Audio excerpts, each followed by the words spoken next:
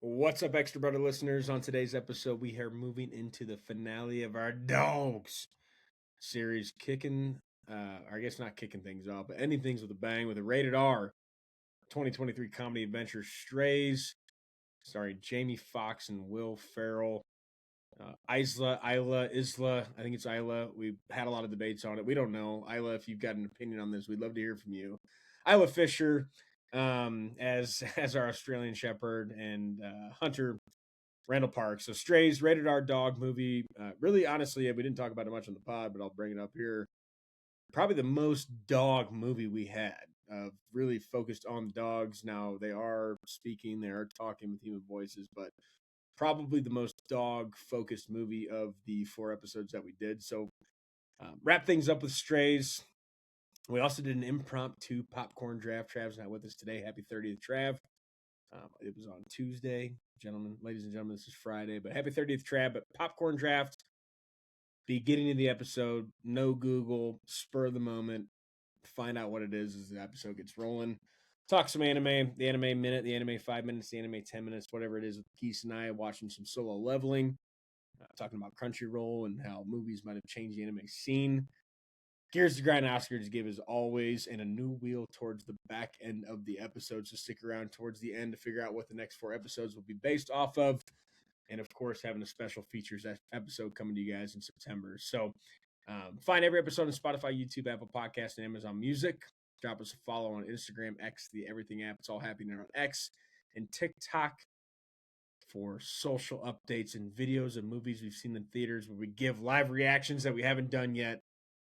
Sounds like there might be one coming to you soon. So socials, find us, all your podcast platforms. We're there. It's the Extra Butter Boys, and here's the finale of DAWGS. Critter, roll the tape. Extra butter on the corn for me. Extra butter. I hope they don't charge a fee. But it won't matter anyway. I got a good movie to play. I'm gonna ask my friends to stay extra butter for me. This is episode 69. For all you immature folks out there, still a funny number to me. Probably funny number to all of us here. We are a man short tonight. It is Tuesday, August 25th for the Extra Butter Boys. It is Friday, I believe, August 28th for you guys listening here. But the third decade has been entered for our boy Big Trav. He's the last man on the pod to turn 30. We are all in our 30s. If you know him, you probably hit him up today. If you don't, you're listening to this now. Make sure you guys shoot him a text. Happy 30th to Big Trav. But he'll be back next week for us. Missing the finale of the DAWGS episode. But gentlemen, I wanted to do something a little different here, and I told you guys this pre-pod, but didn't give you an idea on the topic itself. I don't know.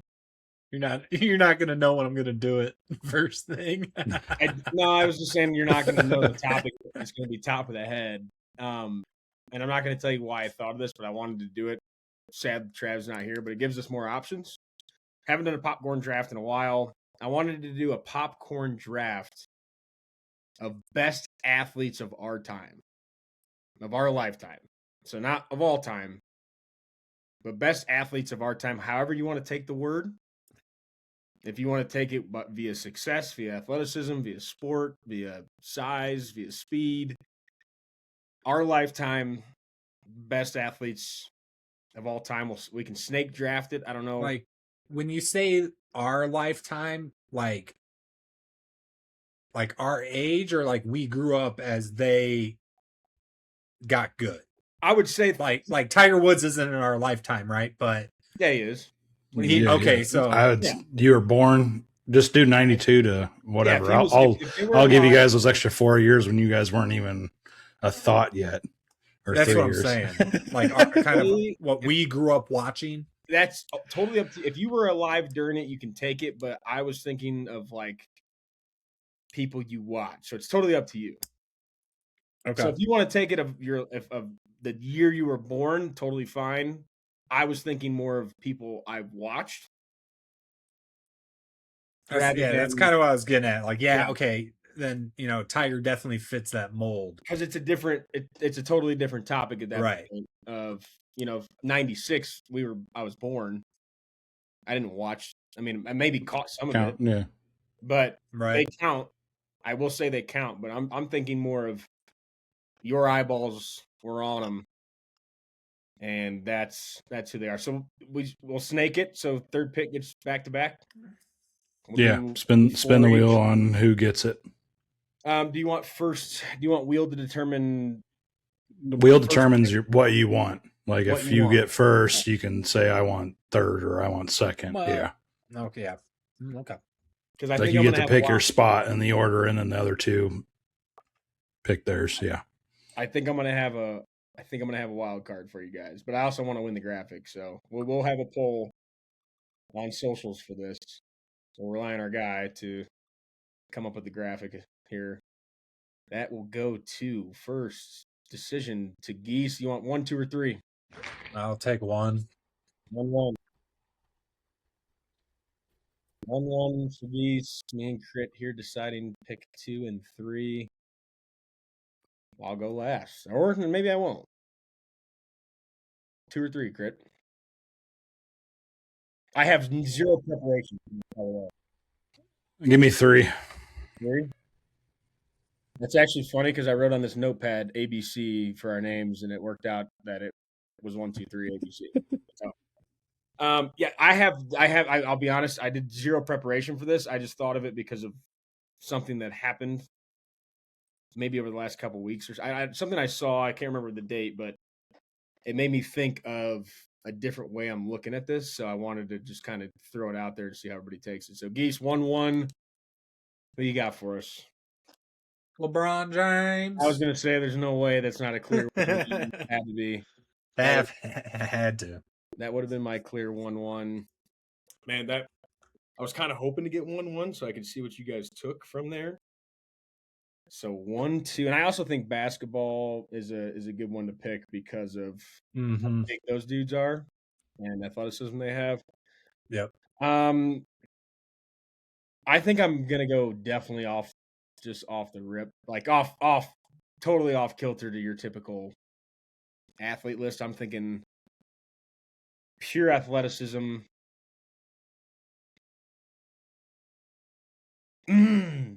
This gets tough, dude. I'm gonna take this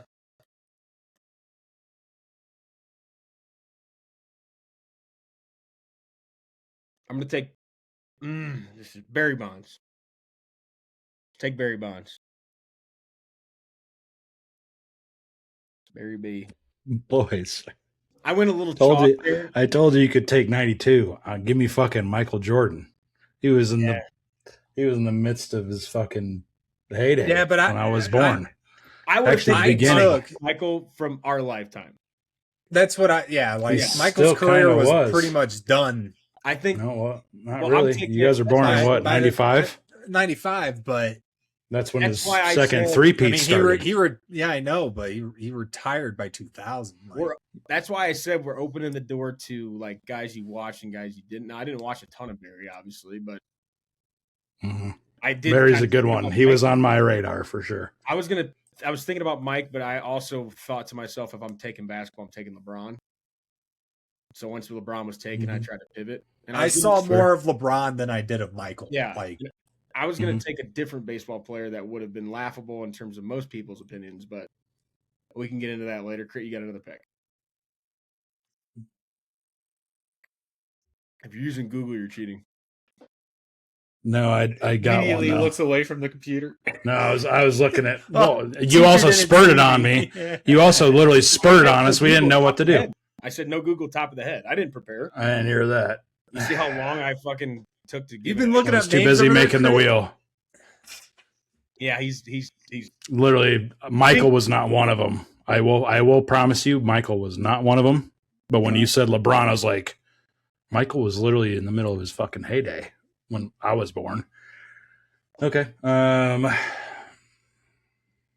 It's tough when you go off the top of the head. That's what makes it hard. I think I'm just gonna wing it. The rest, like, not big names.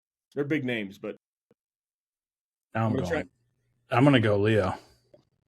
Messi. hmm Okay. Now, do you think Good he's a pick. better athlete than Cristiano?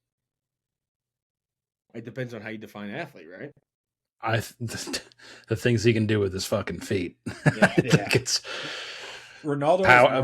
more Ronaldo's more explosive. power. Yeah. I'm gonna take.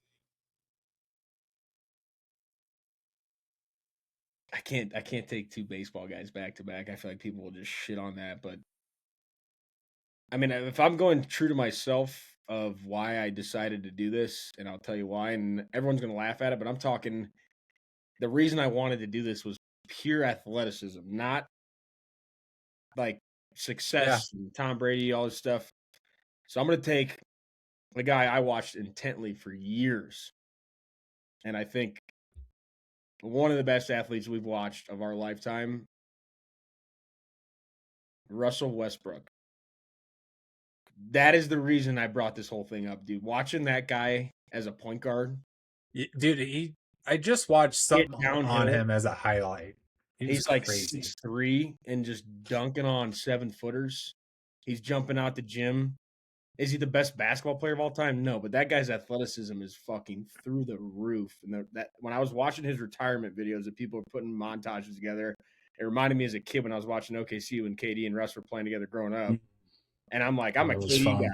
I'm a KD guy, but this motherfucker, It's good to have him on when the he got side. by the fucking perimeter defender, he's going to the rim. I mean, him and Derrick Rose They're not take light anybody's either. picks.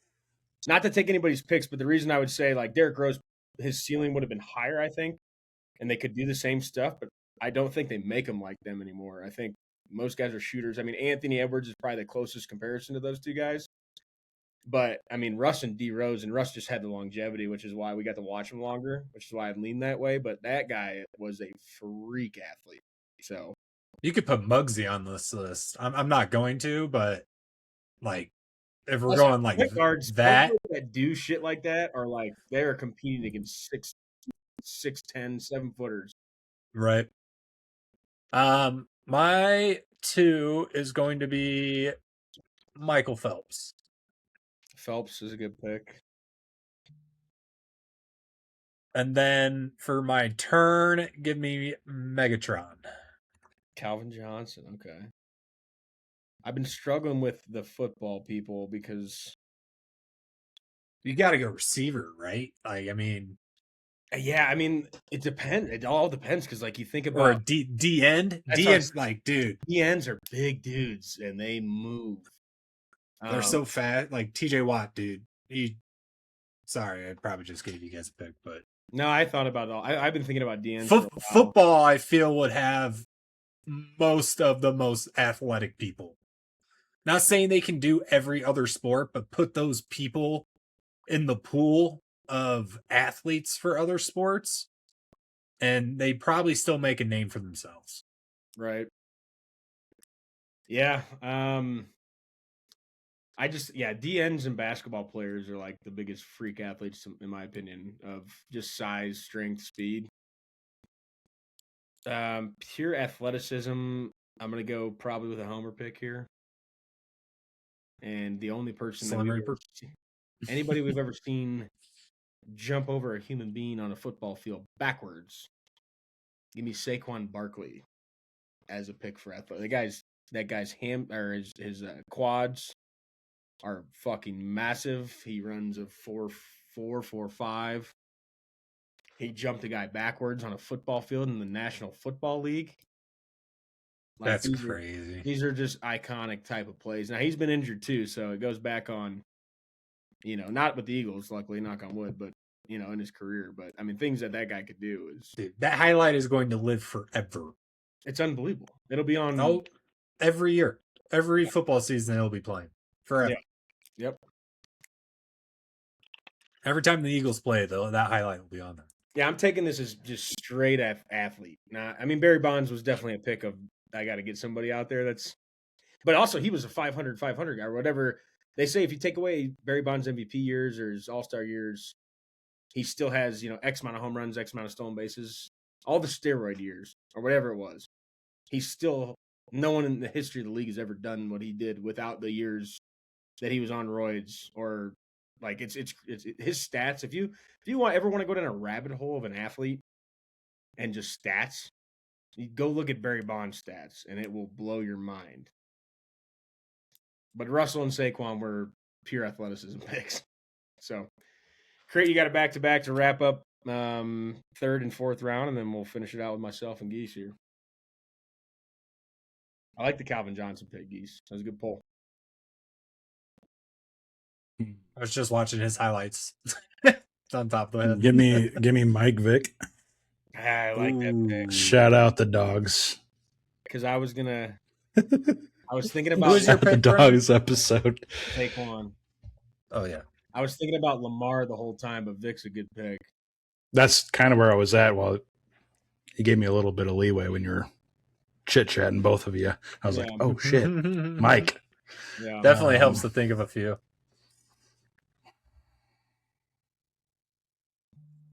Sucks doing a back-to-back, too. It's helpful, though, because the whole time you're waiting, you're kind of thinking of you get two in a row. I feel like but then now I get kind of screwed. Yeah. Not really. I mean, there's so many options. It is tough. Like when you're not prepared, it's tough to because you don't have a list to go off of. You're trying to just run it. I almost went Shady over Saquon, but I think Saquon is a better athlete. Shady was more elusive, but Saquon's a freak of nature.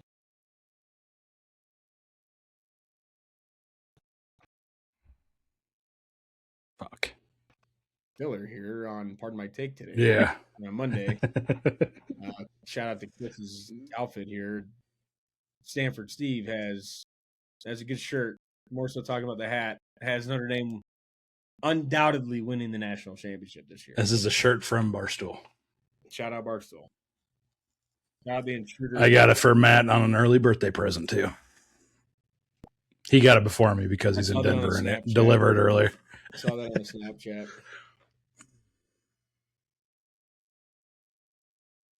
Basketball. I want to go football, but you know what? Give me the kid. Ken Griffey. I thought about him when I was picking Barry. Give me Ken. Because I was going to pick in the first round. I was going to take Mike Trout, which I thought was going to be a bad. I was going to take Mike Trout in the first round. I'm not going to lie to you. Just the size of that guy, but Ken Griffey came up when I was thinking of Barry Bonds too because he is a freak.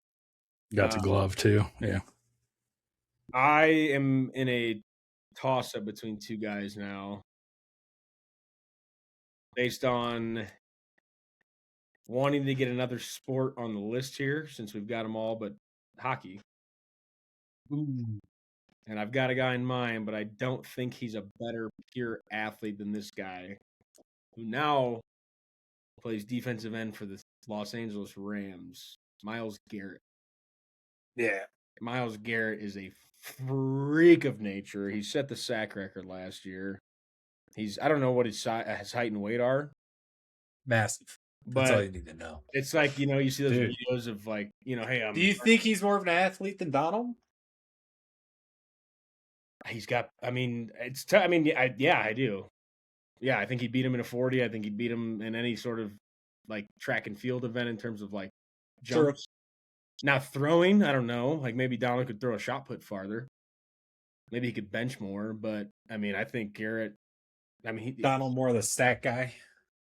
I think Garrett's got better stats, but they play two different positions, so stats are tough to come. Well, I just mean like weightlifting, things like that. I think lifting. I don't know. If you look at Myles Garrett, I would think Aaron Donald's probably got better numbers, but if you look at him, I think you'd probably lean Garrett's way. But Garrett's like, I don't know, 6'4".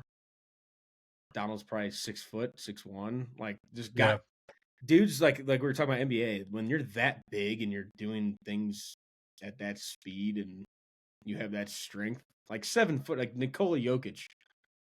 Does he look like his body's not the build of Myles Garrett, but that guy's 7 foot tall, playing fucking 80 games a year plus in the playoffs, and he's running the fucking floor.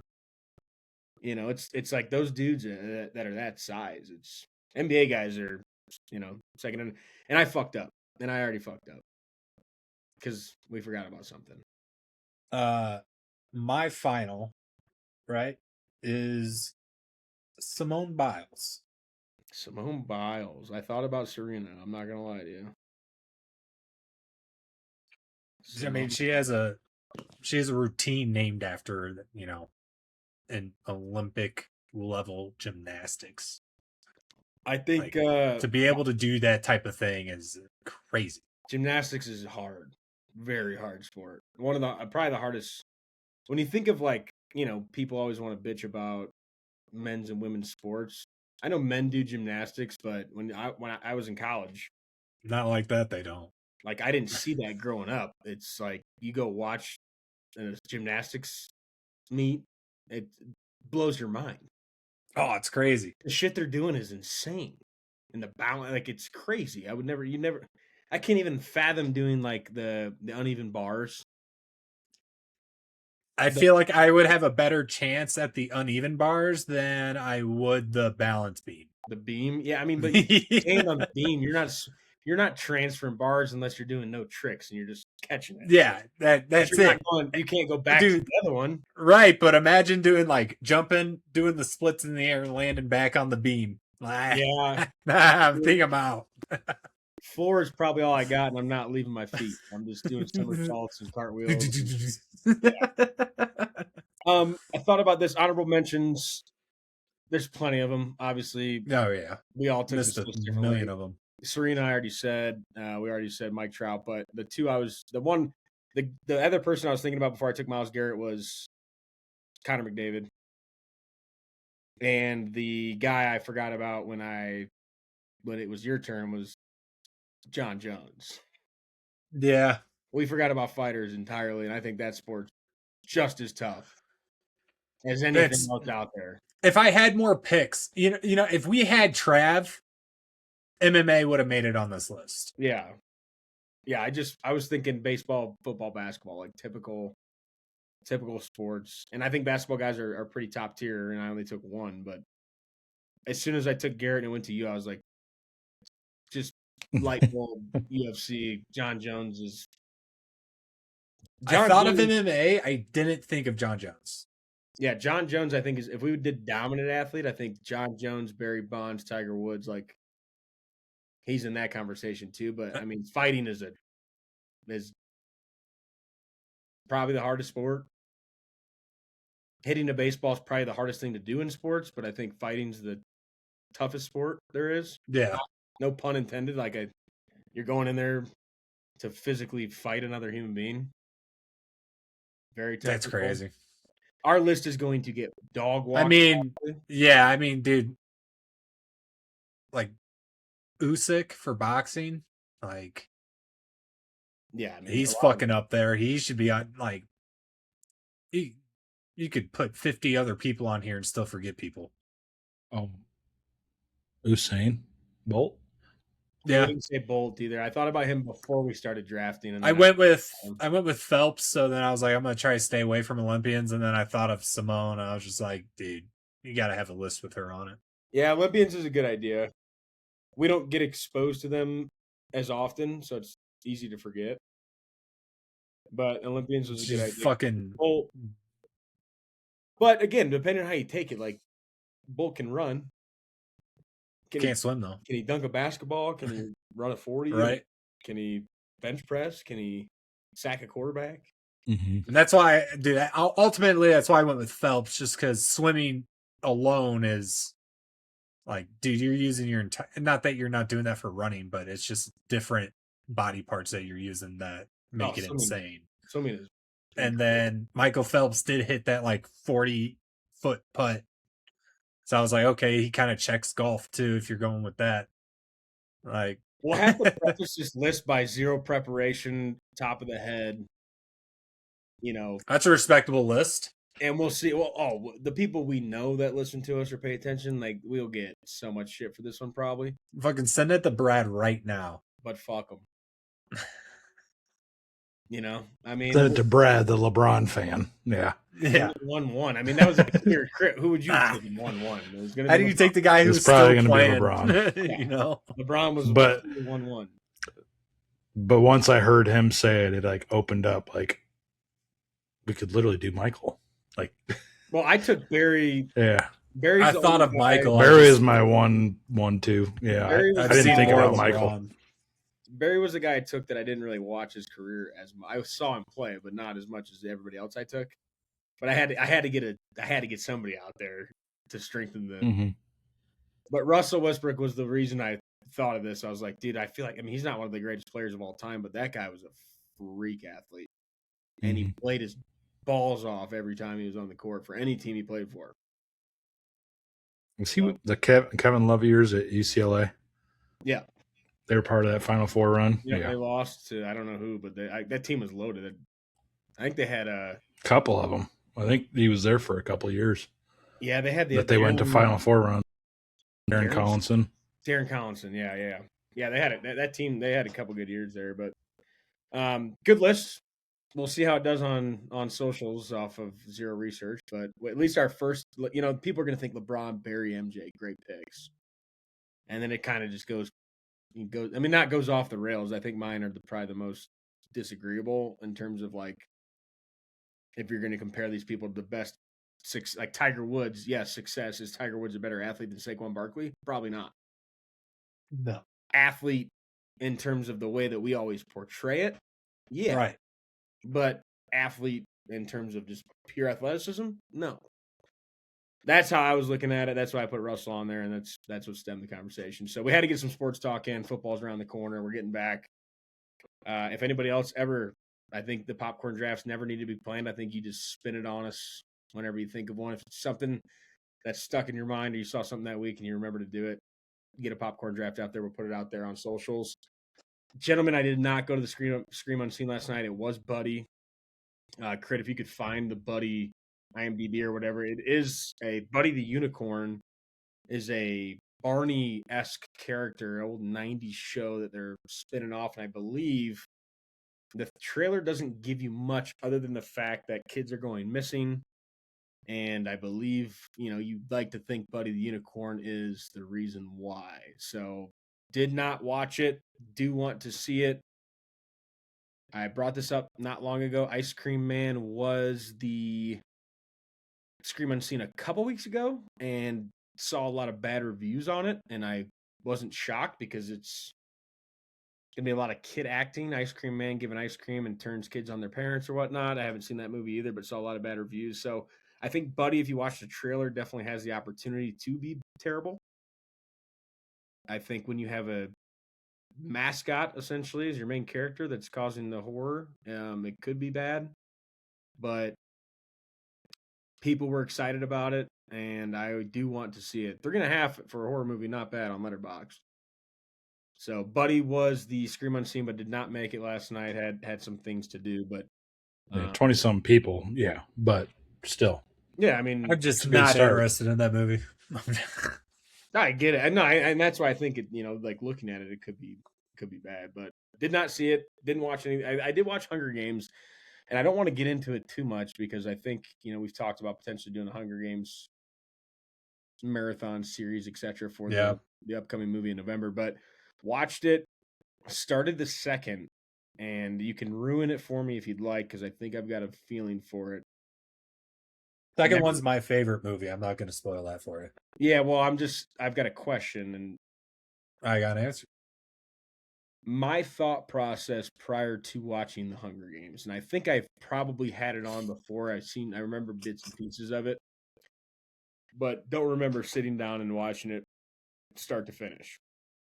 Understand the premise, understand the characters. When I started the second one, is there not a Hunger Games in every movie? There is. Okay, because I haven't made it there yet, and I was like, is this all political bullshit now? And they're just, you don't have to tell me, but I started to think there wasn't going to be a Hunger Games. The second movie the second movie is cutting out all the buildup they had in the first one.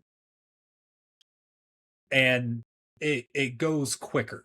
So they use the beginning of the second one to kind of give you a lay of the land of the world instead of the games. That's where I'm at. Yep. Yeah. So you'll Yep. get there. That's where I'm at. They're doing the victory lap, the victory tour, and they made it to President Snow's place. But I was starting to feel like I was caught up in there was just one Hunger Games, and now it's all district fighting. Now I will say the third one, there is not. But there's two parts to the third one, I'm pretty sure, correct? Right. Okay. Like the third one is political. The second one is a transition between the two. Okay. I will continue to watch, and I will watch again when need be, but I needed to get a little bit, especially on Netflix, I've seen so much stuff. I wanted to get a little bit of Hunger Games going and understand a little bit more about it before I really tried to watch it from a different perspective. But was getting worried that I got fooled and it wasn't going to happen. So, but other than that, didn't watch any movies. I don't think you guys did either in terms of things to bring to the table. But our anime, Geese? No. He did not. Our anime minute that could be extended into multiple minutes. Geese and I have watched. I am on episode 15 out of 26. Geese crushed it in a day, which is frustrating, but also good. 25 episodes, sunrise to sunset. The next day, I read. Well, the next 2 days, I think I read. Yeah, because the weekend. I read the rest of the comic that it's based off of, and that was like another 100 chapters. So I got completely up to date on I've seen clips. I knew it was awesome, but I got fully up to date on the entire story in about 4 days. And what we're talking about is the series Solo Leveling, which is an animated series, anime Korean fantasy, obviously web novel, whatnot, comic, etc. But I think Jinwoo Sung is the main character, and this TV show, for any gamers out there, is essentially Elden Ring, RuneScape, and the other anime would be Sword Art Online mixed into one, where magical beasts have infiltrated the world. They open up dungeons. What an episode thumbnail right there. Yeah, no kidding.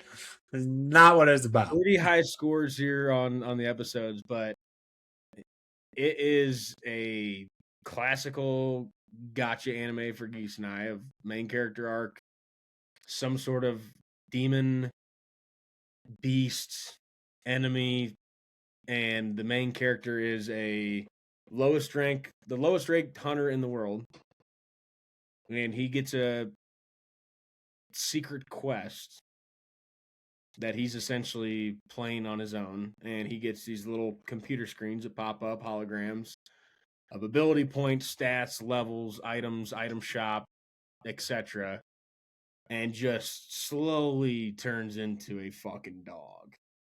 And I'm on episode 15, and it could not be. Yeah, you gotta get caught up. My problem with it's not a problem I have with it, because I think it's awesome.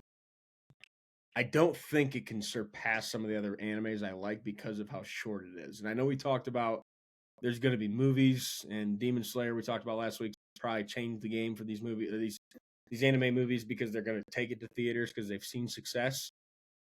And based on what I've seen so far without finishing it, I can only imagine how good or how cool these movies might be. But 2 seasons and then going to movies, I think it'll be one of my favorites. It will not be able to reach the top tiers of the upper echelons of the Demon Slayer. No, and I don't think it can with such a limited like a limited story. Now, the author did pass away, I believe, 4 years ago.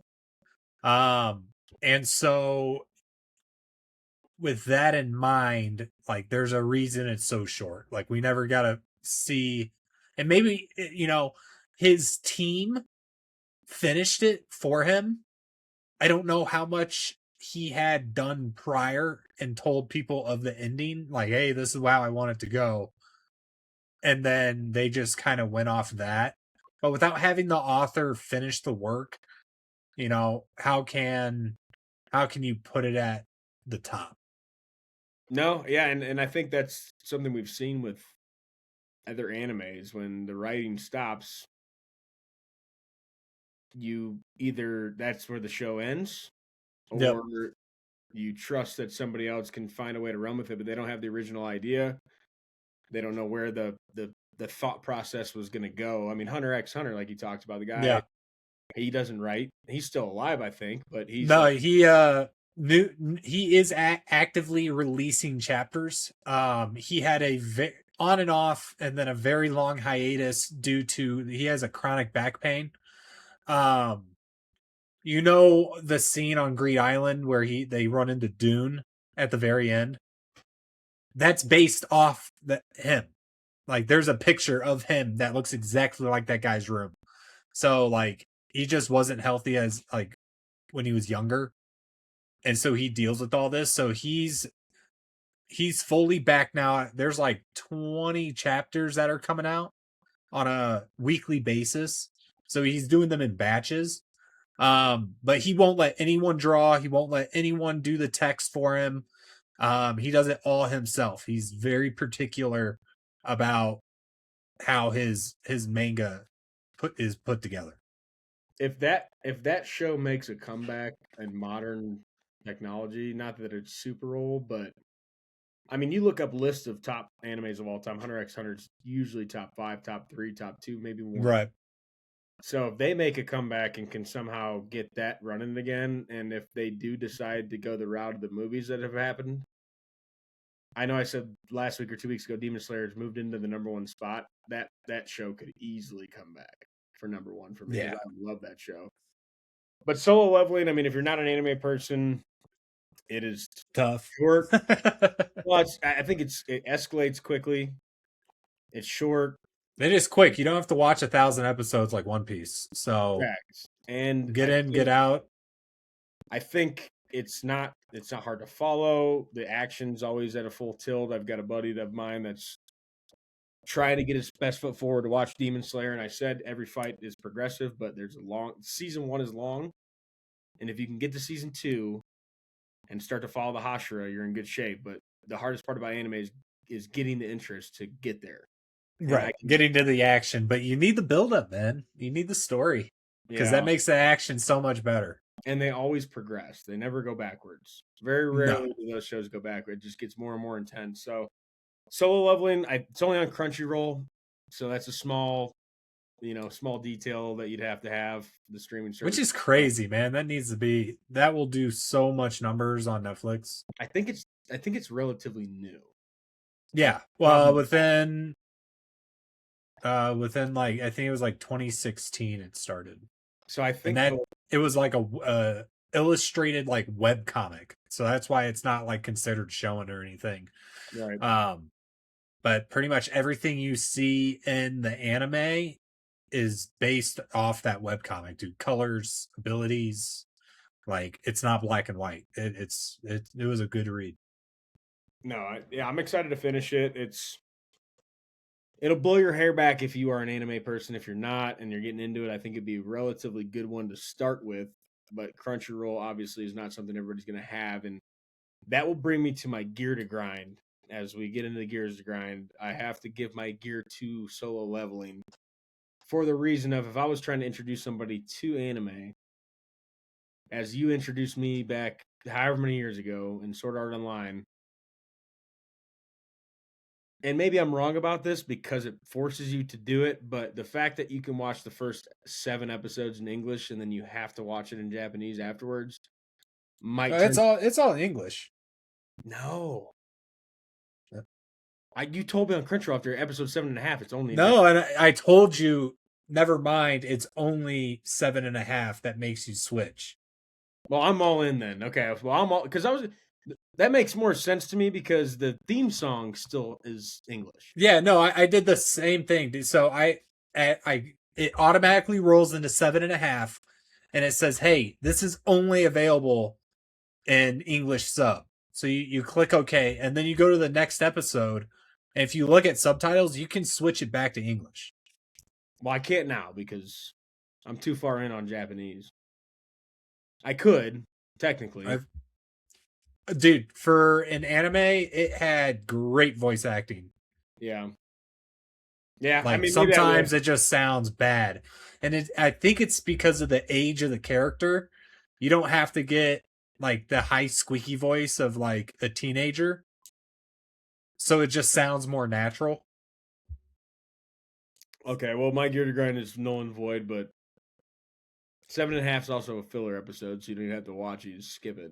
Yeah, that could be your Gear to Grind right there. Like, why are we putting in a filler episode, man? 7.5. Crazy. Yeah. Anyway, well, that's all I got for Gear. So, I got a Gear. Bees. I got stung over the weekend. Bees? Bees? Sounds like a wasp, not a bee.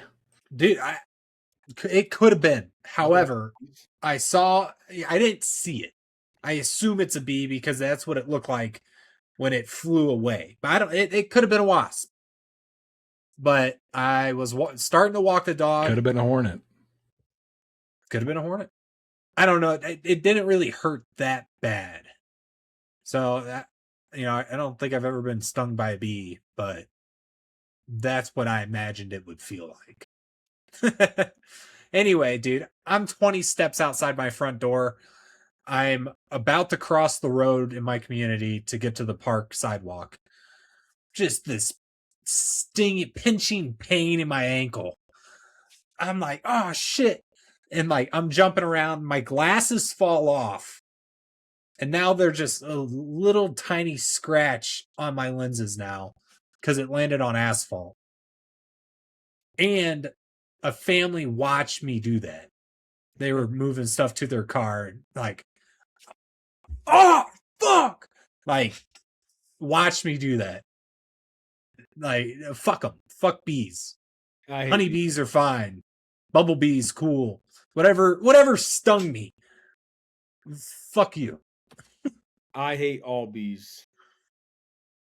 Don't care. Because flying insects in general, I freak out about. Just all of them could sting me. I don't want to be stung. No. I wasn't even doing anything. I was walking. I was minding my own business. Exactly what they tell you to do. Oh, just don't bug them. I wasn't bugging anybody. It bugged me. Know that you're bugging them. Just crazy. Like, I wasn't stomping around. And yeah, dude, literally kamikazed on me. Just walking down a sidewalk everybody uses, just out of nowhere.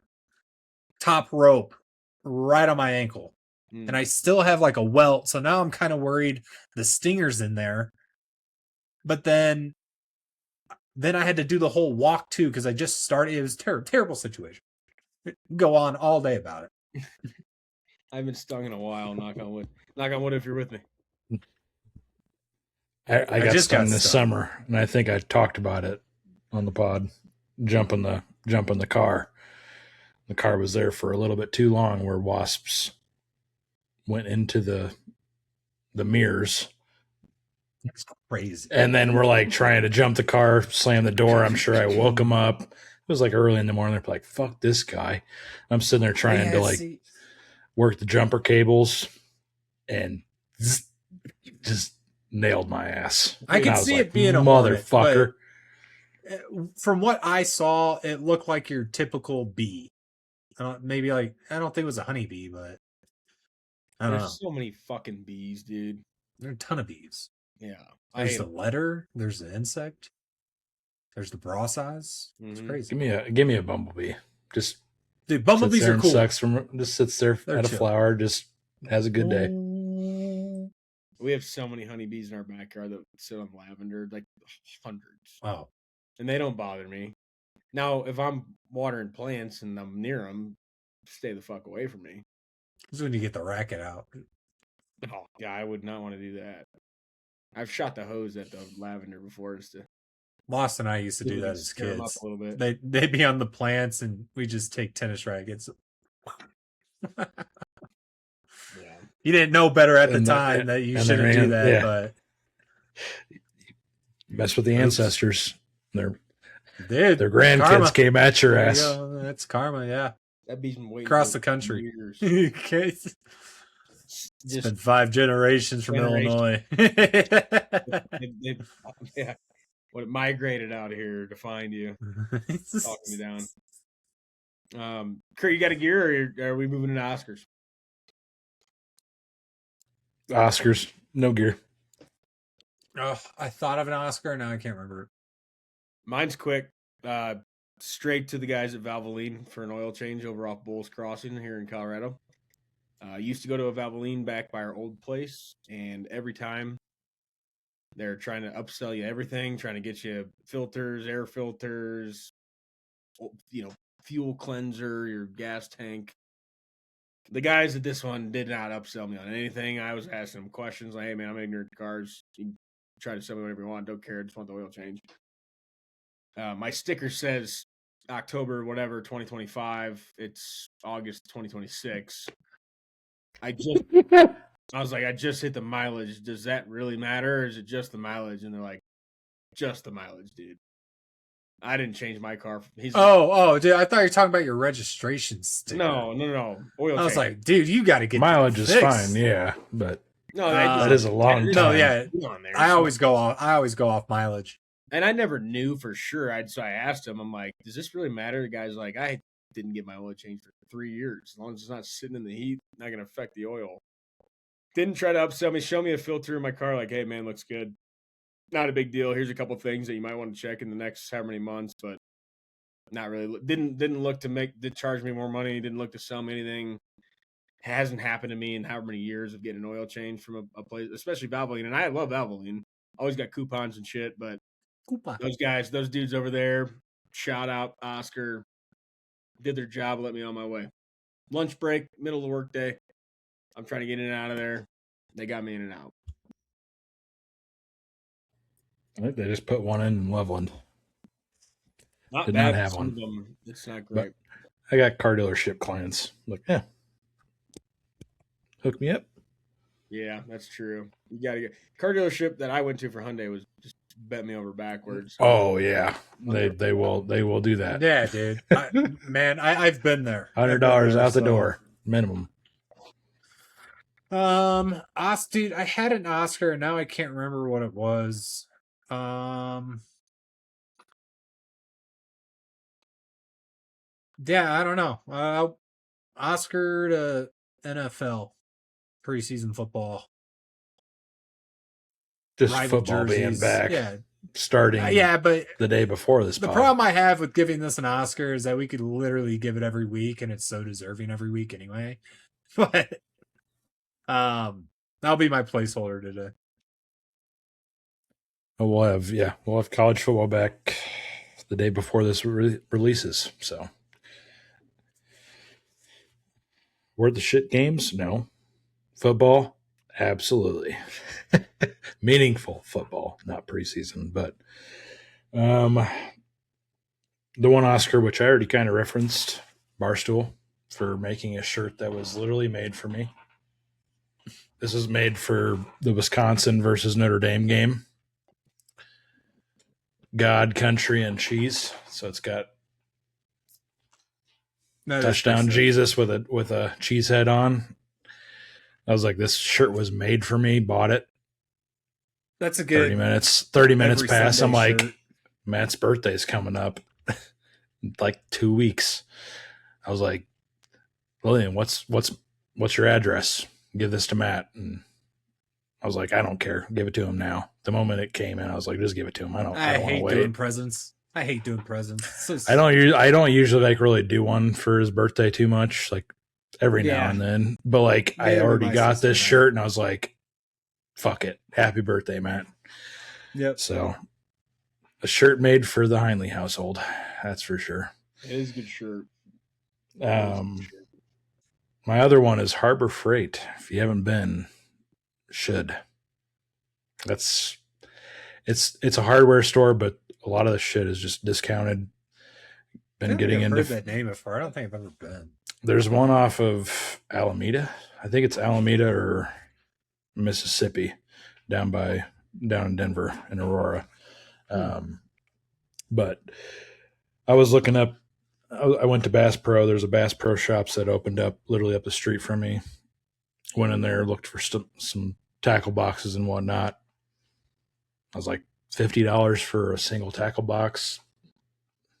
Hell yeah. No chance.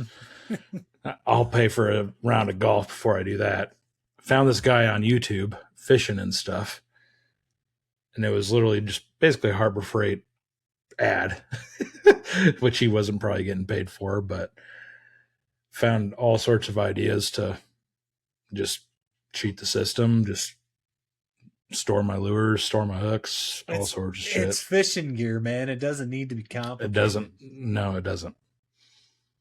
But yeah, if you don't care about the weight, use an old toolbox or something. Toolbox. Like we went in there and we ended up buying a toolbox for us, like nothing crazy, just like a tool bag that we literally had like a Tupperware.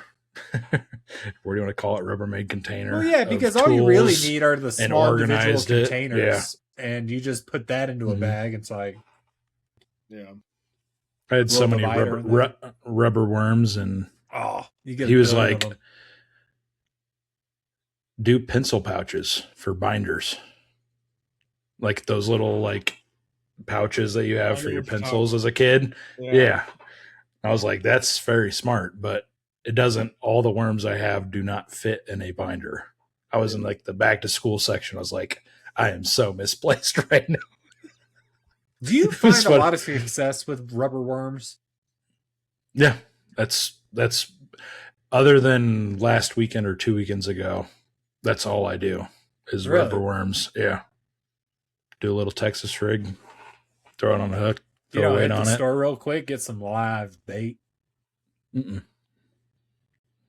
I would in Illinois when I was a kid, but right. That's immediately what I'm thinking of, because anytime we go fishing, we just hit the bait store. That's what you probably should do, because that's why I have so many fucking rubber worms with blue, yellow, green, orange. Dude. Like, dude, it's like there ain't no way fish see all that shit. They have the wildest, wackiest attachments and colors for just fake bait in general, whether it's a lure or a worm. They're just the wildest shit on it. You're like, there's no way this actually does anything. So there's good point. Chatterbaits though. Those are kind of fun to fish with, because you throw it out there and it's got like this metal piece at the very head of it, and your rod is literally just vibrating the whole time. That makes sense. And then when it stops, you're like, sir, give me that. Yeah. There's a bass. See, that makes more sense to me because you're in water. But yeah, no, that's interesting. That'd be kind of fun. It made it a lot more fun when that shit was just vibrating. I could actually feel what it was doing when it was doing it underwater. Yeah. The vibration. Vibration underwater. Good vibration. Marky Mark and the Funky Bunch. Yeah, and that's good. But Geese, I agree with you though. Like the amount of shapes, sizes, creatures, colors, sparkles that they put on fish lures, there's no way all of them have a purpose. There's just no chance. But they can sell them all, and they'll tell me. I'd fucking believe it. I don't know. They're basically buying it off what you think looks good, and it's like the fish don't care. This is cool. The only thing that it matters is like if the water is muddy, you need something that sticks out a little bit. But if it's not, then you don't want something that literally looks like fish. The big fish aren't stupid in a way, but like you don't want something that just literally is like, what the fuck is this? Like the hook, I can see the hook. No thanks. Right. Yeah. Yeah, we know what they get down to down there from SpongeBob. Yeah. And Finding Nemo. Yeah. Honorary Oscars, my dumbass for always plugging in this microphone right here, this HyperX, and not always remembering to change the setting to it. So when I mute it, you guys can still hear me talk because I'm coming through my MacBook Pro. So Good thing I got this thing plugged in. Can't change mid-recording, but I've got it. Don't need to use it. I always click it when I leave. Crack a cold one, pour some water, tap something. You can all hear it because I'm not muted. But gentlemen, we've got a finale to talk about here. We've got the finale of the DAWGS series, and we moved into the newest movie of the series we've had so far with the 2023 comedy adventure Strays, which was very marketed as, and I don't know all the details, but heavily influenced by Will Ferrell, Jamie Foxx, big part of it. Isla Fisher, Isla Fisher, I don't know how to pronounce it. Randall Park being the main character. Could be Isla. There's a lot of different opportunities. I swear to God, I had no idea she existed because I always thought she was Amy Adams. I think I know more of her movies than Amy Adams. Yes. I thought Amy Adams was in Hot Rod. Isla Fisher, dude. Wedding Crashers? You thought it was Amy Adams? Now You See Me? Yeah. Yeah, no, that's her. That's what I mean. I think she's in more than Amy for me. Scooby-Doo? Yeah. I didn't think that was Amy Adams in Scooby-Doo, but I didn't realize that was her in Scooby-Doo. Yeah, I think she's been in more for me than I know. I know who Amy Adams is, but and maybe I'm talking out of my ass. Let me look up some Amy Adams. Oh, I know her too. We got Amy Adams is Now You See Me. Here's Isla. Rango is animated, so it doesn't matter. Now You See Me. That's what I mean. And Wedding Crashers were the main two I knew. Oh, she was in Strays. Yeah. That's why I came up. Go to Tag. Curb Your Enthusiasm and Arrested Development are both TV shows too that are pretty big. She was on The Bachelorette. No shot. That's got to be a movie. Yeah, American comedy film. I was gonna say there's no chance. Imagine she was down that bad. She needed The Bachelorette. Hot Rod. Yeah, but I mean, there's a few of them, but I just always thought it was Amy Adams. I honestly forgot until you said that she was in Scooby-Doo. She was Daphne? No, she was the girlfriend. She was Mary Jane. Ah. I'm pretty sure. I could be talking out looks my like ass. a Daphne, but Daphne, I know. That's Daphne where Shag is like, oh my God, your name is Mary Jane? That's like my favorite. Something for the adults, yeah. Daphne's a girl that kind of looks like an Avril Lavigne or Buffy the Vampire Slayer mixed. I don't know. That is Sarah Michelle Gellar. Name doesn't mean a whole lot to me, but I know I can see married Freddie Prinze Jr. Nope. Wow. Nope, not doing it for me. It's Daphne. Freddie Prinze is literally Fred. Yeah. Oh. And Scooby-Doo. I can see all their faces. I just don't know who she was. I Know What You Did Last Summer cast. I think they're both in that. But OG? Anyway. Yeah. Yeah. Okay. There you go. Can I get the Amy Adams movies? Because I think I'm putting my foot in my mouth saying I don't know any of her movies, and I guarantee we do. But I agree, they do look alike. And I know they're very similar. Yeah. She was in like Interstellar? Or one of the big Matthew McConaughey movies. Yeah, she's a Martian, I think. She's a fighter. What do we got here? Charlotte's Web, Night Bitch. Oh, that's a great one, probably. Cape Fear, don't know those. Don't know these. Vice, heard of it. Justice League. Who is she in Justice League? She's probably I think she was Lois in the Lane? Aquaman movie. Oh yeah, Lois. Duh. Lois God. Lane, yeah. Where is she in? I don't know if you've seen it, but American Hustle, dude. She's fantastic in that movie. I was just seeing that there.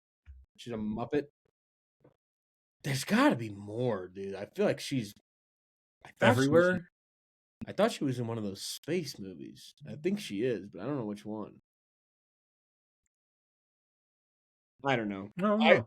Isla Fisher, Isla Fisher, ISLA Fisher, however you want to pronounce it. She's been in more than I remember. like notoriety wise. Right. I know for sure what she's been in. Yeah, she's in the Amy Adams in The Fighter. Rival. Great movie. I don't think I've seen Arrival. I don't know. But anyway, that's what I'm saying for space. Neither here nor there. They're all dogs in this movie. They're not in the movie. They are just voice actors as dogs. Strays 2023 rated R to wrap up the DAWGS series in the finale here. I'll leave it at that. We don't have Trav. Geese, you are designated synopsis guy without Trav. We're going to need you to wing this one here. Dude, I'll give it a shot. Happy to get into it. So we get what is Reggie? A border terrier. We get Reggie, who is having a conflict with his owner. And his owner keeps trying to drop him off at farther and farther away distances to abandon him. And he eventually drives him 3 hours away and drops him off in the middle of a city. And Reggie is essentially on a mission to get back to his owner with the help of Jamie Foxx, Isla Fisher, Randall Park. That's kind of his main crew he hangs around with. But we pretty much just follow them getting all the way back to Doug. Except it's with a twist. It is pretty raunchy in terms of dialogue. There's a couple scenes where it's like shock value stuff, but nothing over the top. I would compare it to Cats and Dogs with better animation when they're speaking and doing things. So it's like Cats and Dogs is the kid version, Strays is the adult version. I agree. I think it shocked me going into it knowing what it was, watching the trailer, and then when I Googled it, they said 95% of the movie was real dogs, and the only animation they really used was to move their mouths. And I thought that because when you're watching it, there's no way that these are not real dogs, just how good they look. So that was impressive. I will say Will Ferrell's humor in person is better, in my opinion, than watching it in a dog form. Clever movie. Good jokes. I think, again, I'm on dog movie number 4, so we've seen some of it. Some of the, even in the non-rated R stuff, you've seen some of the jokes or the thoughts, so I'm sure that took away a little bit from it, but the raunchiness and the vulgarness of Will Ferrell when you're watching a dog movie, I liked it, but it was, it was okay. It was funny. It was okay. It's basically Buddy the Elf acting as a dog. Yeah. In terms of Will's humor in this. His character, yeah. He's the innocent one. He's, he's being introduced to new things because he's never seen them before.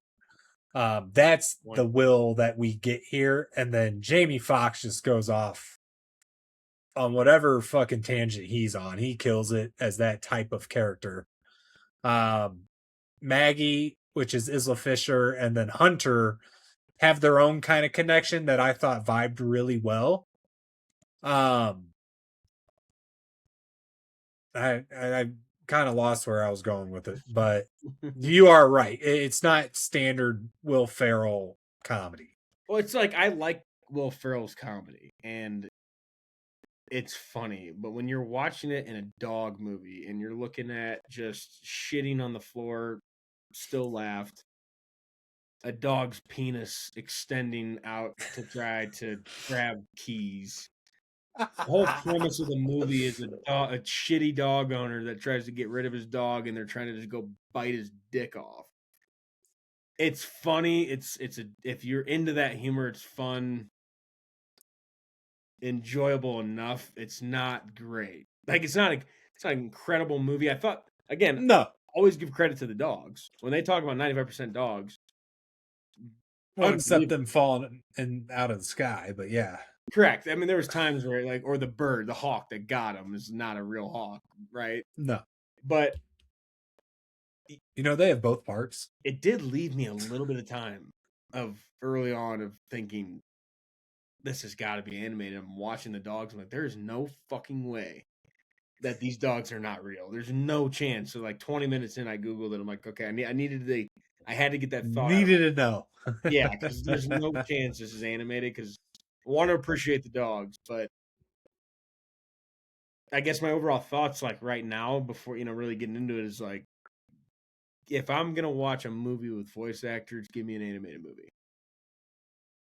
Yes. I'm with you. I'm with you 100%. Yeah.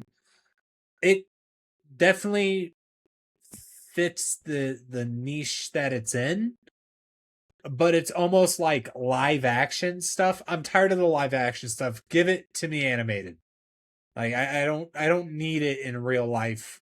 Like it was meant to be animated, or it was based off like a book or something, and they animated it from there because of the restrictions in the medium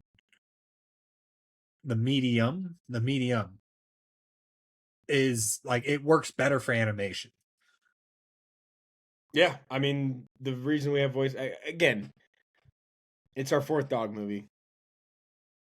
It's a lot. It's a lot. It could have done better. It could have done better, and I didn't dislike it. I did watch it with my wife, and I showed her the trailer because she was going to do other stuff. I'm like, I think you're going to want to watch this one because again, I'm like, it's funny comedy. I heard her comments already, so I don't even know what she might have said to Lex, but it's just watching it with her. She's like, "What do you have me watching?" Like, yeah, it's Will Ferrell. I don't know. Mm-hmm. Like it's what they do. But I agree, it was almost too far. I don't think there's too far for me. It's not even too far. There's nothing really that's too far for me. But it was like, I get it. It definitely pushes things. It's like I just for sure get it. It's a raunchy adult comedy with dogs. I mean, that's let's boil it down. It's not meant to be more than that. It's entertaining watch if you're if you're just along for the ride. I will say the story that they told emotionally, and it's probably because of how Reggie was treated and everything, kind of gets you in the feels a little bit, where it's like, dude, they have like dogs don't know you're calling it shithead or cussing it out every time it comes back. Dude, Reggie and I play this game where he says fetch, and then when I bring the ball back, he says fuck. Yeah, fetch and fuck. Like fetch and fuck. Yeah. And it's a game to the dog, and Doug's actually trying to get like, dude, that kind of hits you a little bit. I agree. I thought about that. Like, as much as this movie is a comedy, there are people that treat their like. We've all called our dog, told him to shut the fuck up. Like you've got those moments, right? But you're not treating your dog like shit. You tell your friends, your family, like anybody, like, dude, just fucking shut up. Like anybody. Right. The Doug's a piece of shit. And people actually treat their dogs like that. That I was thinking about a lot of things worse. And I think what hit home in that aspect was, towards the second half, when Reggie found another ball, it's all coming back. Like dogs just forget. And well, Doug likes ball, and I'm gonna bring it back to him. I don't care. I'm the problem. Like dogs. They did a really good job like showing off that like dogs' traits to like they just love you no matter what, man. They're bred for it. That's what they do. And no matter how bad you treat them, like they'll come back, in a way. Obviously, if you get to a certain point, that thing's going to rip your face off, but depends on the dog, I guess. For a comedy movie, they did it. Yeah, I agree. They did a great job of showcasing actual dogs. And I think making it a comedy makes it easier to watch.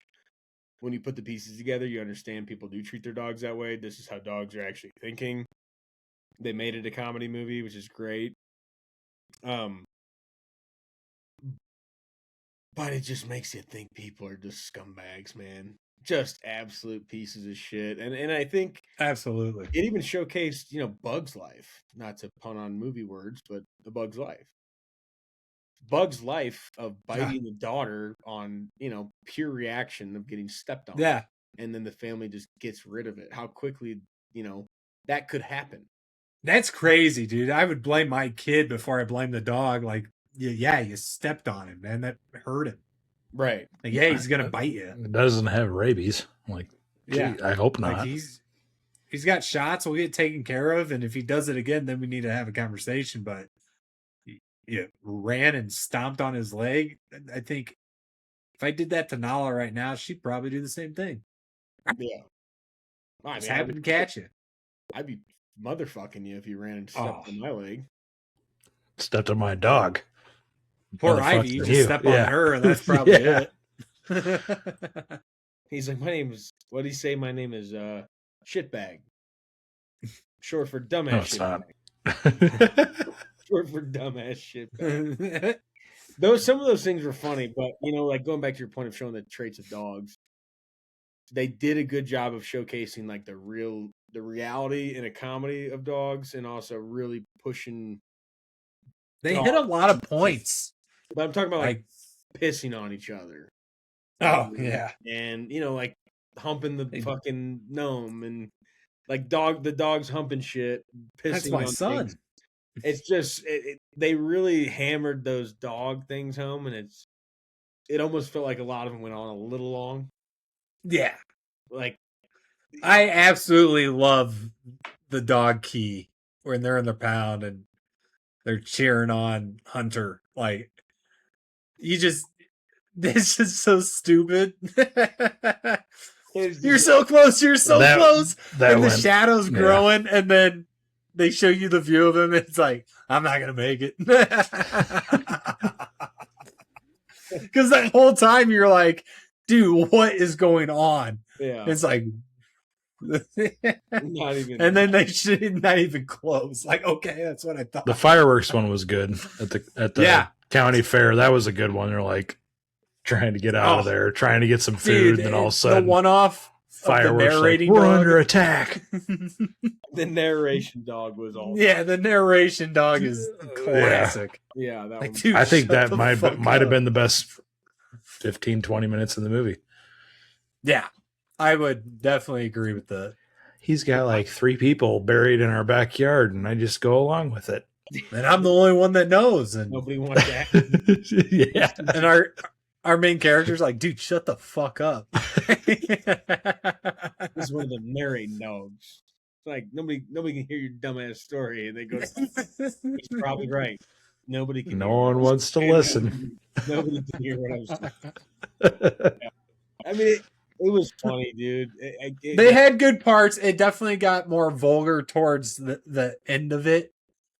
But again, I mean, I'd put it up there with like not your spoof movie, but kind of like that category. Like, it's not taking itself seriously, but it does kind of have serious points that it gets to with dogs. Yeah. The pound, abuse, strays. Hello. And then any dog can have its own place or new family, things like that, all that wishy-washy stuff. So I think the themes of the movie were fine. I enjoyed the plot line of Reggie's journey to the city. And to get back, it was the giant hamster wheel, the giant cone, and the devil in the sky. Mm-hmm. And when you see the hamster wheel, it makes sense. That scene was great. The fireworks, and then you get the human's perspective for a quick second, and they're just enjoying fireworks and music playing. And then you go back to the dogs, and it's like bombs all hell Dunkirk that we've done. Yeah, literally Dunkirk. And he, Reggie's stuck, and they're pulling him out. The kids are lighting the big bazooka firework behind the dumpster. It doesn't go off, but they're, but it's like an actual bombing, beaches of Normandy shit. And then the peak being a mountain.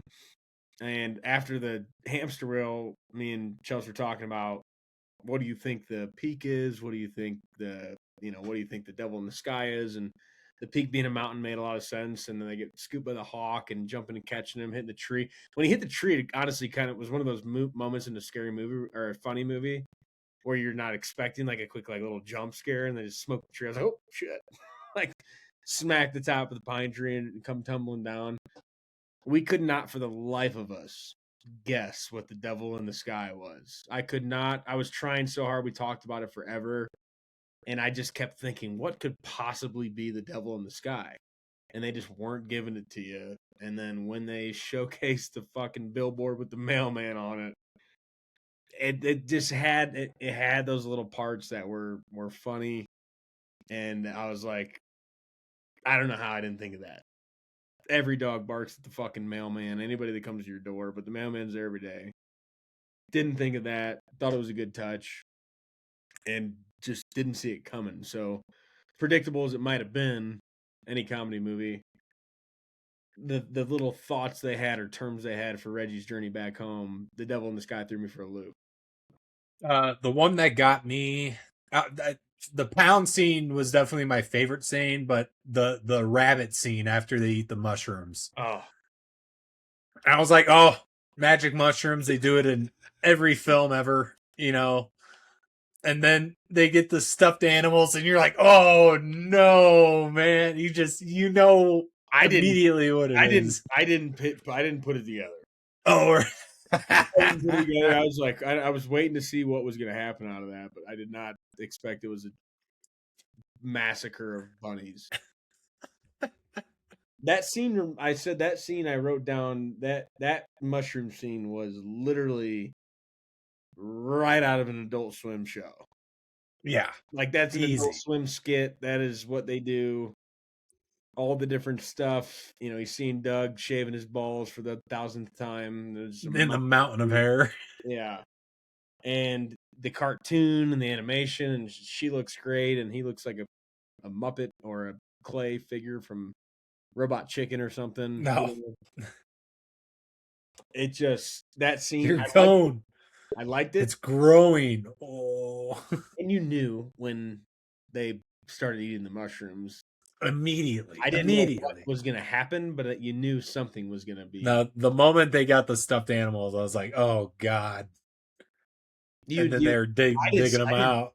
I didn't really piece that together. I just was like, when is this? Like, I wasn't necessarily frustrated with how long that scene was, but I was thinking about at that point when they're ripping the stuffed animals apart, when is this going to end? And then when they were, I think they could have got rid of the whole like save the girl thing. I know it was for like Maggie to find her purpose and everything.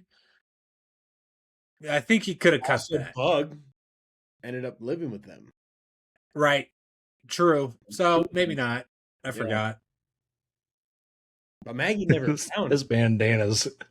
No, she found her purpose. It was like, oh, the bandana. Like this thing is covered in piss. This just smells from like the smallest penis of all time. Yeah, dude. They just kept hammering that home. And then Maggie just, oh, I found him. Shout out Rob Riggle. He's a cameo legend. Rolf. No shit. Yeah. And then Maggie called him Adolf.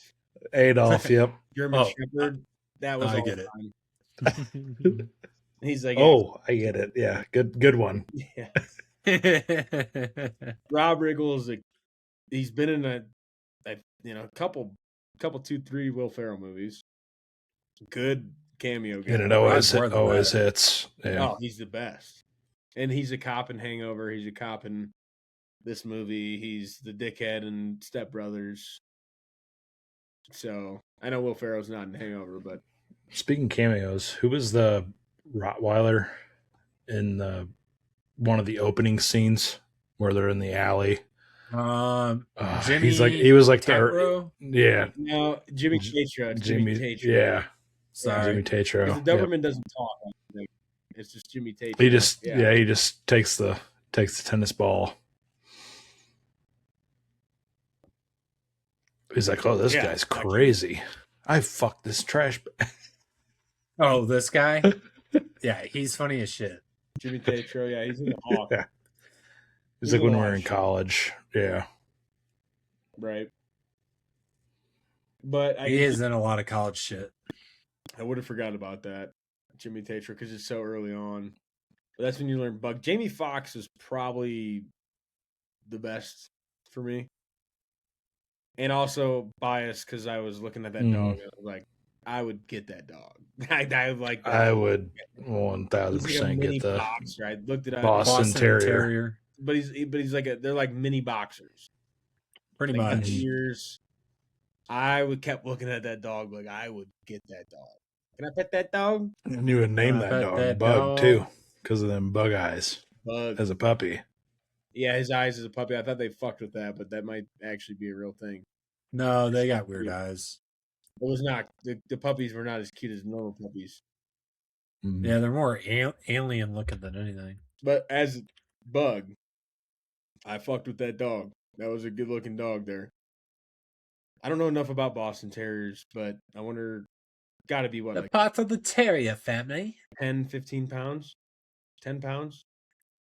Probably. Bigger? I would put it at 10. Yeah. Ace is 20. 6 to 25. Okay. Pretty wide fucking range, but I would say your biggest males are your 25 and your smallest females are 6. or your. I mean, Bug was probably 15 that is a max. Yeah, dude. I mean, that is a massive size discrepancy. Yeah, 6 to 25 pounds. I'd be 3.5, and you see how big she is. That dog in the movie looks Yeah, about 10, that doesn't make that's some Wikipedia bullshit. 10, 11 pounds is what I thought he looked like in the movie. 25 would be a fat motherfucker. Oh yeah, That'd be a beefy boy. Ace is 20. He ain't fat. No, He's just big. He's well fed though. Well, the only thing about the Boston Terrier and their legs are a little long. They're little alien legs. Yeah. They got some alien legs, but the back legs, I don't know if they're a little in further than what it should normally look like, standing on all fours. But I did like that dog. Maggie is a good looking dog. I think they would probably ship. It looks like a border collie, not a border collie. Australian Shepherd. She looked like an Australian Shepherd to me. She looked like she had the skinnier face. She probably is an Aussie. I know they made the joke in the movie, but she looked like she had the skinnier face, like a Sheltie. not like like a Sheltie. Yeah, but Shout out Shelby, my first dog of my life. She looked like a Sheltie, not like a true Australian Shepherd. But again, looked like it shed too much. But Bug I was all in on getting a Bug. Wouldn't name him Bug because I know. Then Hunter the Great Dane. I love Great Danes. I will never own a Great Dane. They just life's too short. There's And a they're too couple of them fucking in my big. neighborhood. First There's like off, 3 of them. 3 different that's crazy. apartments. I'm like, how do you guys do that? I can barely stand having this fucking guy who's Talk fighting about for a chew Yeah, toy. dude. A brick shit house, literally. Dude, And they're living in apartments that are That's one less crazy. bedroom than me. Great Danes are We just- massive dogs. You got girls that basically it's up to like here on them. Yeah, dude. And there's no way they'd be able to control that dog if something were to happen. If the dog dogged, that lady's screwed. Like my good friend Ace. And so is Barking. everybody else because you can't control it. But they're not really, I don't think they're really aggressive dogs in the first place. No, they're pretty laid They're back. kind of just like, oh, It's Scooby. what's going on here? Scooby's a Great Dane. Yeah. Scooby's good guy. The dogs in this movie got drunk and fucked up off shrooms. That ain't a bad couple days. No, dude. Because what? It's 3 days? I don't even know what the It was 3 hours away, so it probably took him a day and a half to get back. the circling to go to sleep was When funny. he got high. Yeah. It took a whole day. Yeah, dude. Great Danes get up to 175 pounds. They're huge. Miss me with that, dude. Absolutely not. They're massive. But the spinning, I'll say this. The puns on dogs and the spinning, the mailman, the pissing, the humping, it was all funny. but I feel like there's only so many. Like, how funny can Quirks. it be? Right. Like, okay, it's a dog peeing, dude. Like, Or spinning, like I get it, and then they all do it, and it's like, get it, makes sense, good chuckle, go to sleep. Like, yep. it Like, just, like a 10-second clip on TikTok or something. Like, huh? yeah, it's like, when have you ever sat down and shot the shit with a Boston Terrier and had a good laugh? Never. You never will. Unless you're fucking crazy, like, Yeah. you might laugh at what a dog does, but there's only so. That's what I mean by, like, Will Ferrell in Step Brothers, or Will Ferrell in, Elf, or whatever other movie. You can take it to a certain extent, but when it comes to dogs, it's the humor of what they thought dogs would be funny to us can only go It's very limited, or because it is funny, but it's like, how many times can you tell the same joke? Like I get it. You can't. I mean, you can't. But that's why I like the movie, and the idea of God. I mean, we're trying to do a production here. You're on the camera. You want to come say what's up? Plug it in right here. You can't pause the live stream. Come say hello. Can you pause it? We can pause it. We can edit it out if you want. Jesus. No, you gotta clip that. I heard the door open. I was waiting to hear something, and then never. So I finally. She's just in the back, standing there, staring at me, menacingly. But that again, it's like human jokes, human things that people do, fails, all this shit. Like dogs, it's an interpretation of what a communication would look like that would never happen, that we could understand, and they do a good job. Funny, 90 minutes, perfect time for a movie like this. If you go 2 hours, might have shot myself in game, of course, but it just good, not great. I think it just is good, not great. I think that's the best way to put it, because I love Will Ferrell, I love Jamie Foxx. Yeah, I'm not rewatching it either. No. I think that's the difference in the problem of it being adult versus kid. I'm more willing to watch Cats and Dogs if a kid's with me for them to watch it. Thought about than this. I would be if, hey, dude, you want to watch Strays? I'd be like, no, I've already seen it. I'm not watching that again. I could not agree more, because I was thinking about ranking this movie afterwards, and I thought a dog movie, and maybe this is just bias or how we were raised and things we saw, how I love my dog, how we treat dogs.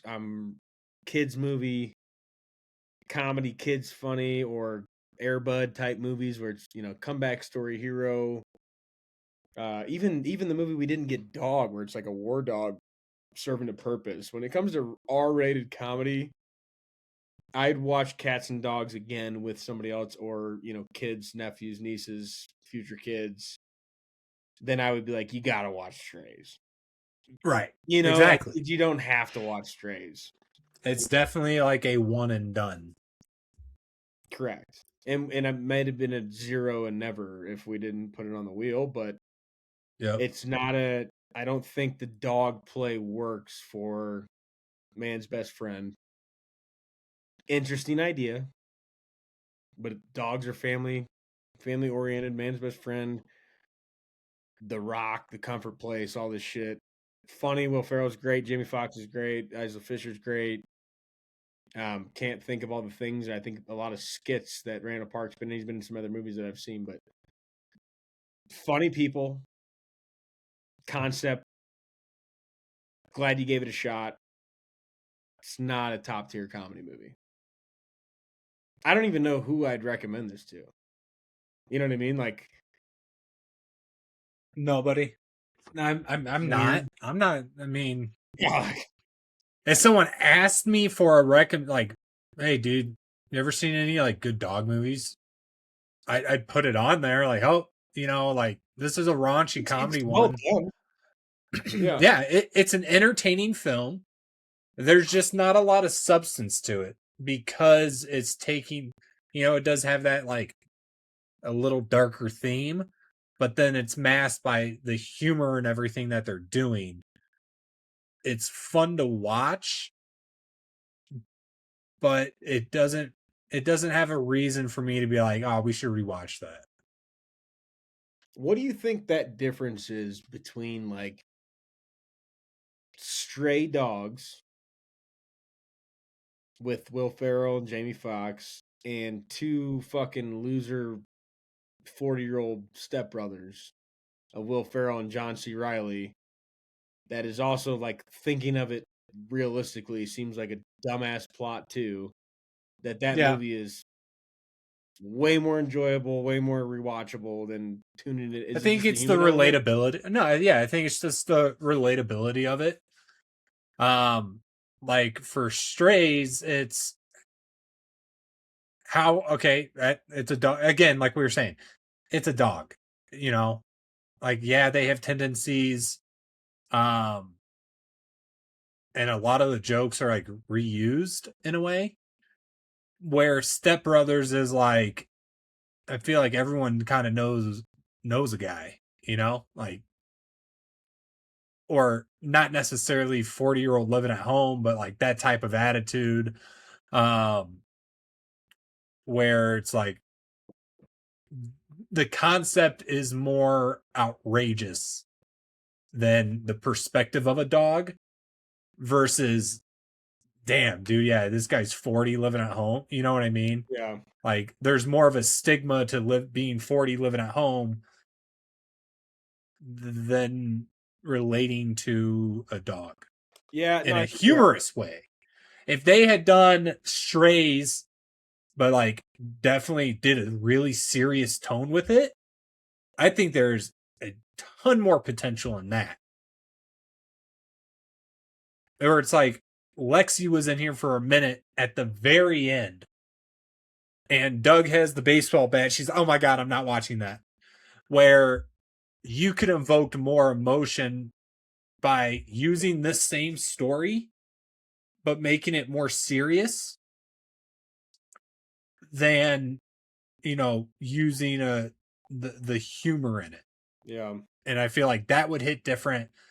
That would be more rewatchable, especially if you don't even have to go sad with it, like Marley and Me, kind of, right? Like, you don't even have to have a death or anything in the film, but you could just focus on relating, like, hey, this is what a dog sees, guys. Like, just remember that and make that be the message, which it kind of does. But again, it relies on the humor that takes away from that. Right. Right. No, and that is definitely the reason why something like Step Brothers would be more comedy, because there's, like we talked about, 4 to 5 things about dogs that you notice in the jokes they make, and it's like, oh, it's funny. It's not relatable to us as people. We might see it in our dog, but cop starts at 5, or, you know, don't touch my fucking drum set, and this relationships with family members, the vulgarness and like the comedy that they have, it works better with people because we're not fucking dogs. Like, More relatable. Yep. yeah, we're not definitely not fucking dogs. No, we're not fucking dogs. Maybe I think it has. If I said we weren't fucking dogs in a no comma, that would be a little bit more weird. We're not, but we aren't fucking dogs. There's no relatability. Like, one moment your dog's humping your couch, like, dude, stop. Dude, humping your leg, like, funny, but not relatable. I'm not going around humping the fucking doorknob like they say in dodgeball. Yeah.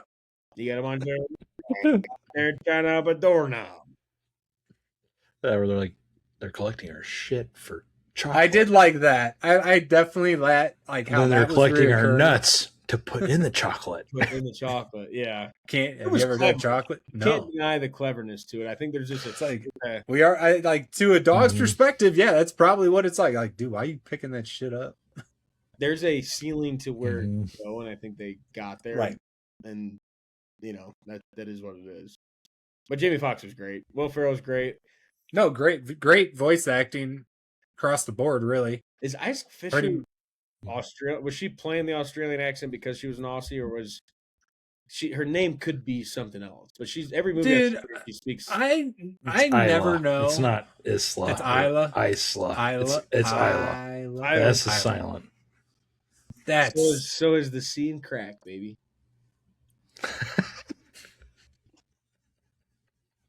she is Australian.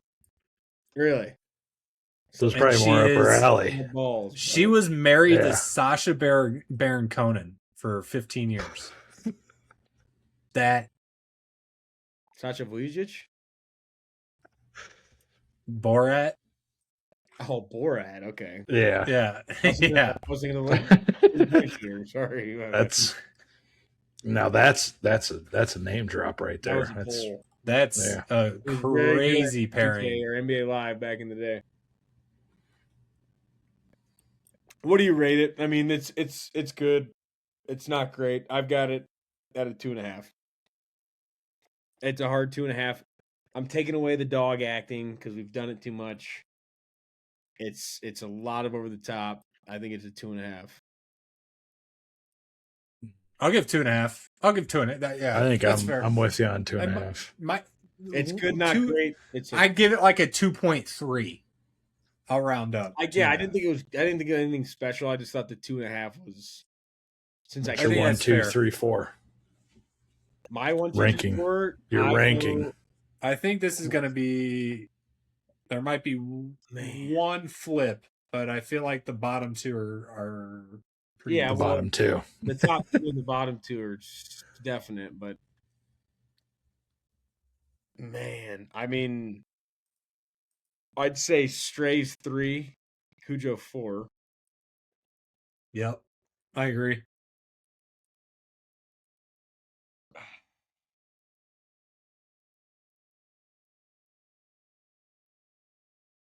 Would you think that? I'll say this. This is what I'll say. Eight Below is a better movie than Cats and Dogs. I think I enjoyed Cats and Dogs more than Eight Below. Does that make Agreed. sense? So Eight Below Mhm. would be 1 in the critic scale, but for me, Eight Below's 2, Cats and Dogs is 1. That's how I'd rank it. Yeah, I would go. Yeah, that's kind of what I want. The only one I might put Eight Below first, just because of quality, It's a better movie. I like, and then Cats and Dogs 2, Strays 3, Cujo 4. Cujo But might be the worst movie we've watched ever in the history of well, the we watched that one horror movie. There's no way Cujo was. This is a horror movie. No, I know the whatever that. Yeah, I think spirit I one. think I'm with kidding. Geese on this one I think, And that's why because of the childhood aspect of it. well, I that's- could definitely flip Eight Below and Cats and Dogs. I have to put it in this order. I But could flip those are- Strays and Cats and Dogs Well, that's why I said because of when I watched it. It's more relevant to my. Cats and Dogs. Strays. True. Well, Strays got a bad rep because it was a 4th movie here for sure. But Eight Below was a better movie than Cats and Dogs. I enjoyed Cats and Dogs more. That's why I rated it the way I did. I didn't want to just give Eight Below the 1 seed for default. It's a better movie. I like. I just right. That's why I'm glad we got like a Sled Dogs movie because there's no like voice acting in all of them that I know of, and it's just more realistic. Like bark, like there's barking to like tell you like, hey, this shit's going on. Like let's fucking go. We gotta go. Like the weather's coming in, and like there's Yeah, more. I want to change There's my more ranking realistic there. thing to it. I want Eight Okay. Below, Strays, Cats and Dogs, Cujo. But it's really, really close. Okay, Because Strays is 2, I Cats and laughed a Dogs lot. is 3. I was a lot more interested in Strays than I was Cats and Dogs. Although I do recognize that Cats and Dogs is like peak kid movie. Right. Yeah, I think Cats and Dogs is probably going to stay 2 for me because I just think there was just that element of recall Mm-hmm. of like like that cat, that ninja cat. Like there was aspects of that movie that I was just able to recall in it. We didn't talk about It Hunter. brought me back. I'm howling. I'm howling. I'm howling. Yeah. Howling. Howling. Good. You just got a massive hammer. Yeah, I'm glad we got through that. It was a tough series to do. Yeah, that was a tough. We can't let that happen again. No, but I didn't. We've never done one that would be like. And if we would have gotten some more serious, like Marley and Me, like some real emotional ones, it might have been different. But like the lineup we got was tough, and 8 Below probably delivered the most. Oh yeah. Yeah, if we could go back, I would sub out Cats and Dogs for a Marley and Me. I had Cats and Dogs as the one movie.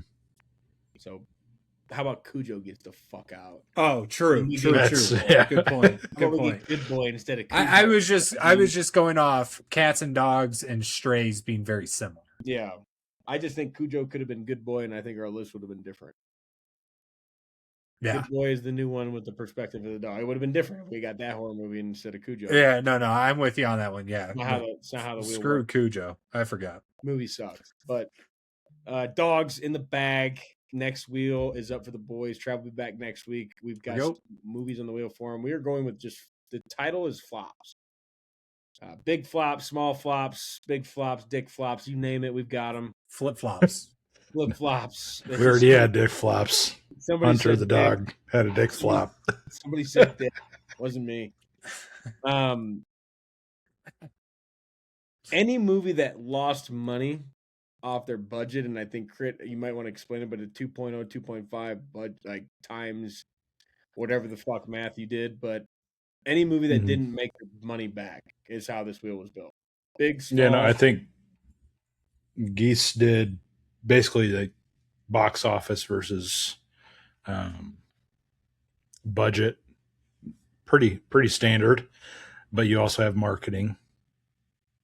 You also have the theater cut. You definitely went more in depth with your picks. Yeah, it's like you have a theater cut, which usually is like probably half of sales. So I went with that. Like you made the money, theater takes half, and then you also have marketing that's half. Like the only thing they share with you is like the production budget, which is your salaries and some other shit with production. Like there's a lot more to it they don't share with you. So I was like, well, let's just kind of go with the averages and marketing. Well, and I feel like 50% of production and yeah. And the thing we talked about the most was we just didn't want terrible movies.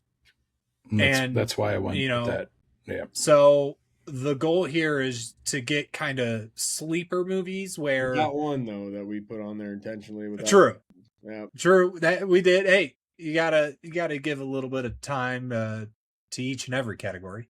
Mm-hmm. But the goal here is more just, hey, is it actually a good movie and it released at the wrong time, or they mismarketed it and it, or is it a cult classic that was terrible and over time it got better? I feel like there's so much more discourse to why movies aren't successful that are outside of the realms of that's a terrible movie. Yeah. Yeah. No, so some good actors too. Right. And definitely tried to target well-known actors. We probably could have got Anne Hathaway on this thing, but even the ones I gave you guys that were most up to date, Mercy's got Chris Pratt, Smashing Machines, Dwayne The Rock Johnson, and Emma Blunt. Like it's big names. Yeah, and I feel like if you're a fan of Masters of He-Man, like it's going to be a campy movie, but you will like it. I haven't seen it yet. Been Brandon fucking Walker kind of on my list, but so this is the wheel of flops. Big ones, small ones, some's the size of your head. This is flops. My pick is going to be Lightyear. Haven't seen it, want to watch it. Give me Lightyear. Great.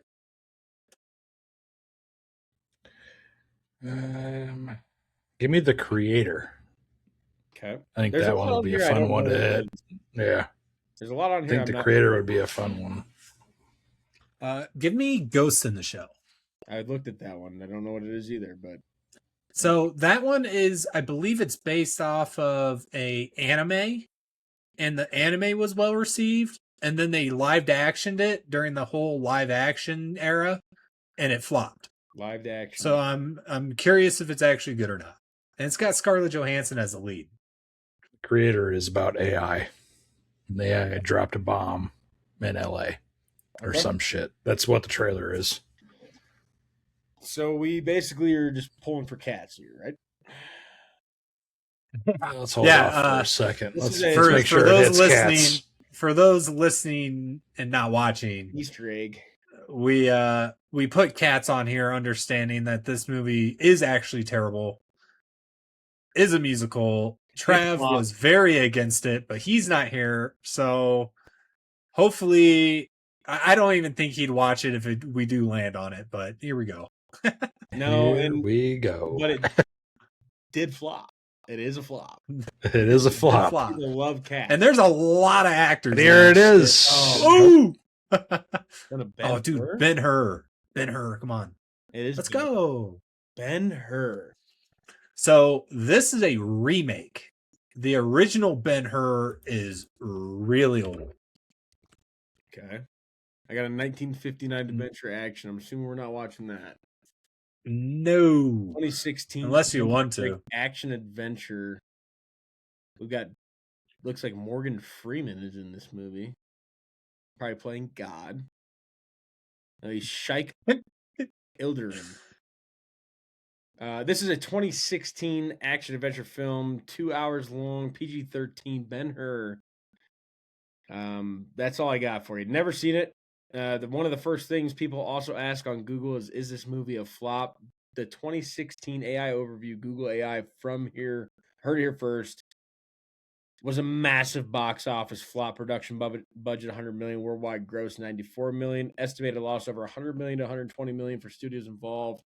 Probably going back to what Crit said in marketing, all the things that they have to do with it. 2.6 on Letterboxd. Crit's got pulled up here. That's not good. That is mid-pack, as I'd like to think. 2.5 is about as average as it gets. So I've never seen this, never heard of it. Ben-Hur will be next week's movie. So Flops is kicking off with Ben-Hur. No movies to bring to the table. If you've got Crunchyroll, Solo Leveling was talked about. Somebody that knows more about Hunger Games, get me kind of amped up to get back into it. Geese did a good job of at least telling me there was more Hunger Games, but no movies that we saw. Asses in Seat. Buddy should be out on the 28th when this comes out Friday. So right now you can go see Buddy in theaters. If you want to see an evil Barney missing children, if you're into that kind of thing, we don't want to talk to you. It's kind of weird, but Buddy's coming out, Buddy the Unicorn. Tony, we talked about last week. A lot of good movies coming out. I want to get back. I will promise, capital P, I will have a movie for you next week that I saw in theaters. Maybe I'll post a TikTok about it because I have said that we should all be doing that. Chris has told us. I think he's due. I think he's due. Done it. I'm gonna go see a movie. He hasn't done it. I think he needs to do a TikTok now. Catch me on the TikTok. Yep. I'll be on the talk with a movie. Tic-tacking. Tic-tac, natty pack, give the dog a bone. This is Extra Butter. Next week, we've got Flops. We've got Ben-Hur. Trav will be back. He'll be 30. We'll all be 30. Dirty 30s. Jamie Foxx, Will Ferrell in the books. This is Extra Butter. We love you guys. We care about you. Make sure when you guys watch Ben-Hur with us, did you like it? Did you hate it? And when you go see a movie in theaters, did you like it? Did you hate it?